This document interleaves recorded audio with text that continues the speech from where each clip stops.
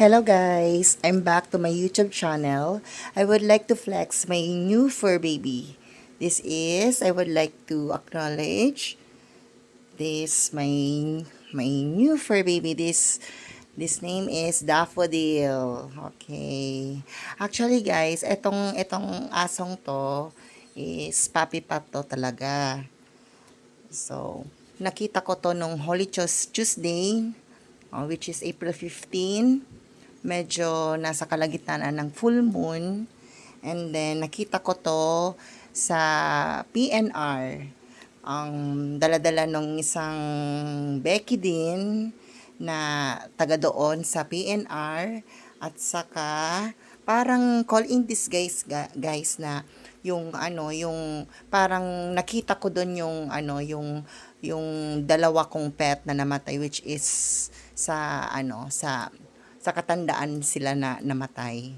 Yung alam mo, syempre pag matanda na may mga health issues na, at saka parang yung kagaanan ng loob na habang daladala niya yung puppy na to, at saka parang nagkaroon ako ng interest again na mag-alaga ng puppy. Ang sabi ko nga, guys, parang ayoko nang mag-alaga kasi parang na-hurt ako, parang nawalan ako ng gana kasi kapag namamatayan baga alam mo, parang nawalan ka rin ng parents din. Ako nga nung namatay si mama, lungkot talaga ako. So eto guys, gusto ko lang i-flex yung bago kong fur baby. Okay. Say hi, Daffodil! Daffodil! Ang kulit niyan. Kaso guys, meron siyang parang ito dito sa buntot. Hindi ko alam kung ano to. Parang allergy siya.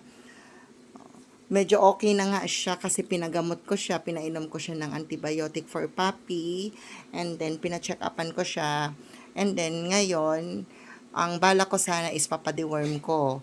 Tingnan natin at i-ask ko pa yung vet ko. Nakalimutan kong i-ask yung vet ko kung kailan siya pwedeng ipadeworm. Kasi kailangan sa puppy at sa mga dogs natin, sa mga fur babies natin, na meron silang vaccine regarding sa deworm at saka yung mga vaccination na 5-in-1 ata yun.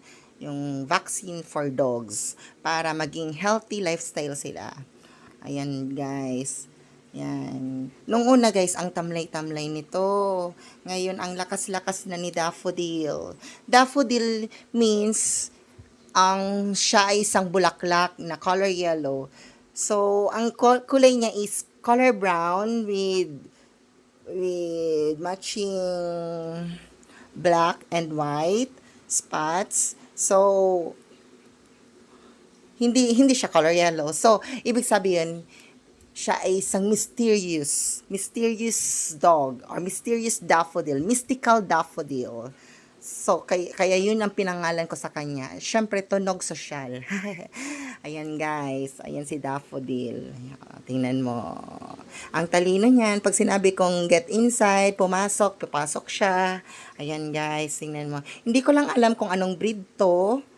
Siguro sabi nung may-ari may breed daw. Hindi ko naman nakita yung parents nila.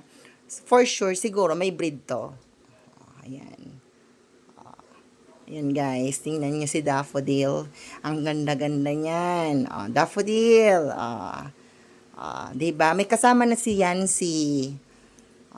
Si Yancy is nung February 18 siya pinanganak.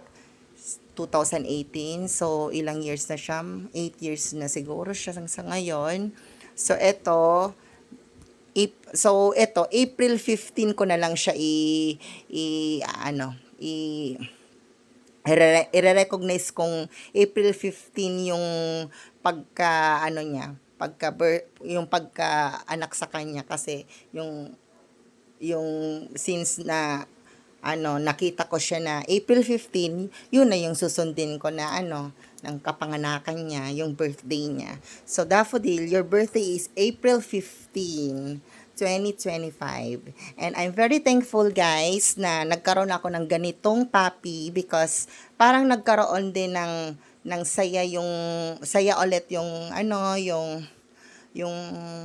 tahanan ko. At saka, syempre, nagkaroon ulit ng kasama si Baby Yancy. Asan Yancy? Halika dito. Asan ka? Yancy, where are you? Ay, nako, tulog na naman si Yancy. Daffodil. Okay, guys. Until next time, this is Ash. And please subscribe to my channel. Bye! Say bye! Bye, Daffodil!